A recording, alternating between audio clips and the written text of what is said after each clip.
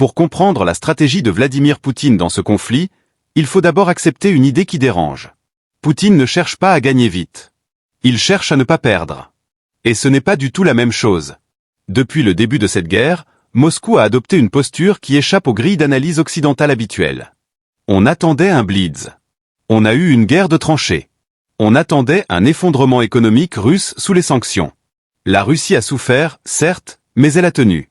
On attendait une dissension interne, une élite qui lâche Poutine. Cela ne s'est pas produit.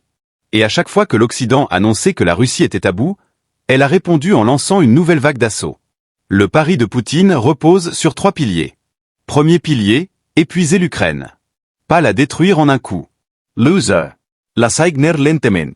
Chaque jour de combat coûte à l'Ukraine des soldats qu'elle a du mal à remplacer, des équipements qu'elle ne produit pas elle-même, de l'énergie qu'elle ne peut plus générer suffisamment. Poutine sait que l'Ukraine est un pays de 40 millions d'habitants contre une Russie de 145 millions. Le rapport de force démographique joue contre Kiev sur la durée. Deuxième pilier, diviser l'Occident. Et là, le tableau est plus nuancé qu'il n'y paraît. La coalition occidentale qui soutient l'Ukraine n'est pas monolithique. Il y a des fissures. La Hongrie freine régulièrement les décisions européennes. Certains partis en Italie, en Slovaquie, en Autriche, poussent pour des négociations que l'Ukraine refuse.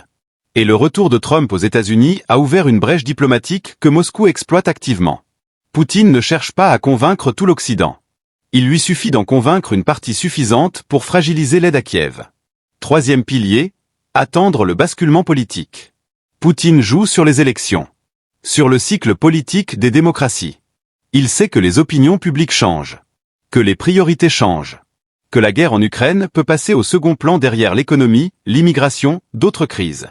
Et quand ce basculement arrive, l'aide se réduit. La pression sur Kiev pour négocier augmente.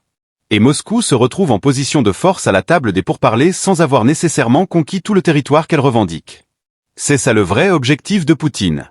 Pas une victoire militaire totale. Une victoire politique. Transformer la résistance ukrainienne en un conflit gelé où la Russie consolide ses gains. Un scénario à la coréenne, mais à l'avantage de Moscou. Graphique à barre 450 mots, chronomètre 3 minutes. Microphone script 4. Zelensky face au mur. Chronomètre durée estimée, 2 minutes 30 à 3 minutes. Imaginez diriger un pays en guerre depuis 4 ans. Chaque matin, des rapports de pertes. Chaque soir, des appels téléphoniques avec des alliés qui vous demandent des concessions. Chaque semaine, une nouvelle frappe sur une ville. Un hôpital. Une centrale électrique.